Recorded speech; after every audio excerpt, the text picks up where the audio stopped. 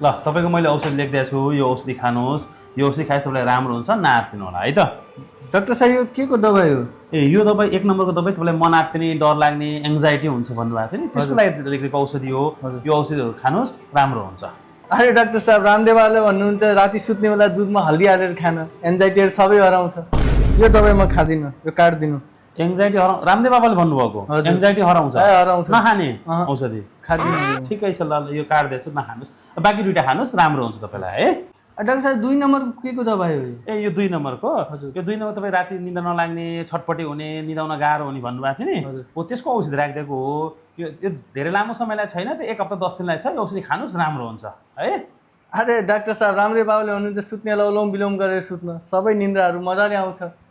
यो दबाई पनि म खादिनँ, यो पनि नखाने। रामदेव बाबाले भन्नु अनुलोम विलोम गरेपछि केही पनि हुँदैन, निद्रा लाग्छ हो। मजा अहिलेसम्म गर्नु भएको छ कि नै? गरे त छैन, सुनेको मैले। गर्नु चाहिँ भएको छैन, सुनेको। हजुर ल यहाँ पनि सुनेरै आउनुभयो त्यसो भए। हजुर यो बाँकी औषधि खानुहोस्, राम्रो हुन्छ। यो ग्यासको औषधि हो त? हो यो ग्यासको औषधि, पेन्टोप्राजोल हो, ग्यासको औषधि हो। तपाईँलाई ग्यास भयो जस्तो हुने, डकर डकर आयो भन्नुभएको थियो, त्यो समस्या लिएर आउनुभयो, त्यसको लागि दिएको औषधि हो, खानुहोस्, राम्रो हुन्छ। अरे सर रामदेव बाबाले भन्नुहुन्छ बिहान खाली पेटमा सोप र ज्वानो पानी खायो भने त यो ग्यास त यत्तिकै चैट हुन्छ।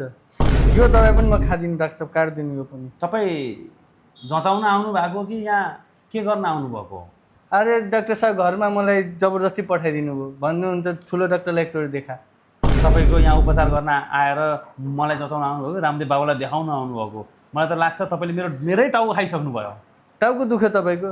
अरे टेन्सन नलिनु डाक्टर साहब, रामदेव बाबाले एउटा चूर्ण दिनुभएको छ, त्रिफला चूर्ण खानुहोस्, टाउको दुखाइ सबै हराउँछ। ए रामदेव बाबाको चूर्ण? हजुर।